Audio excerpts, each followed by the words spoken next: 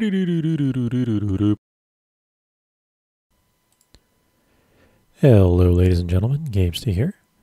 This is a guide for the Brawlers Guild against Blingtron 3000. And this shiny little robot is obviously last year's model to the Blingtron 4000 that we're all so used to. To actually get access to this fight, it is one of the special challenger card fights.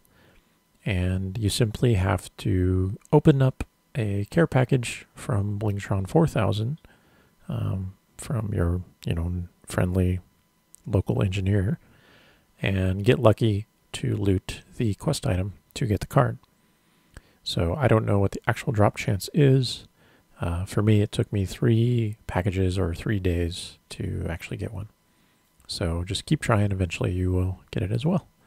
And obviously if you can't find them, you can make friends with a few engineers and ask them every day, or most of the time, at least on my server, people drop them just in the middle of the town in Pandaria, so you can check there every once in a while. So, as for this fight against Blingtron, the basic plan here is that when you start the fight, Blingtron will start in the back right corner, as you see, and on the opposite corner is a sort of Tesla coil. And the basic goal is to electrocute Blingtron, which will stun him for the remainder of the fight, and he'll take 900% extra damage. So as you can see here, he's stunned at this point, and this allows you to not only damage him, but to do the 21 million necessary to actually kill him, because otherwise it'd be a crazy DPS requirement. So to do that, you have to create a chain of smaller robots that will connect Blingtron's position to the Tesla coil position. And then you chain the lightning along that, and eventually you will electrocute Blingtron. So you can see the little robots spawn out of the little pile of gold or whatever that is there.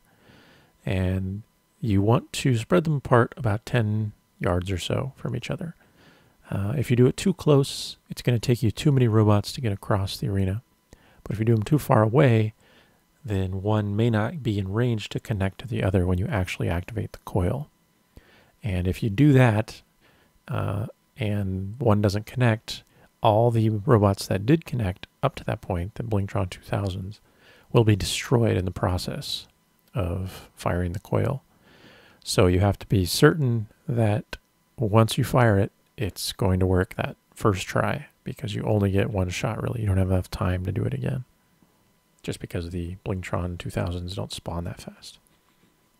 So you can see here I'm making this chain across the corners. I wasn't quite sure about that last gap, so I filled it in just to be sure. And there you can see the circle created by the Tesla coil. So that circular effect is recreated for every robot that is touched, and it just chains down the line. So the range that you need to connect two robots has to be within that radius, and that's really all you need to know. So you can just watch the clips a few times to get used to how large that is, but as I said, about 10 yards seems about right for me.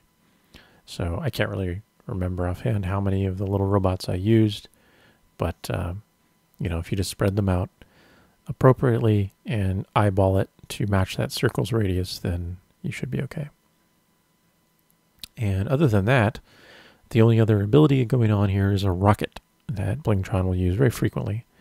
And this just acts as sort of a way to zone you out, so you can't always stand exactly where you want when you're killing these Blingtrons.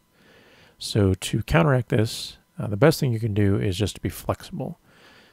If you're using them as fast as they spawn, which you should be, and positioning them properly, then there's really no issue with putting one near the back if the rocket prevents you from putting one up front at the time, or vice versa. So there you saw, for the third one, I did one in the back near the Tesla coil because I didn't want to deal with the rocket at the time. So here you can see the timing is all right, so I'm able to position that one just where I want it. And move to the side to let that rocket go. This one I'll put a little closer.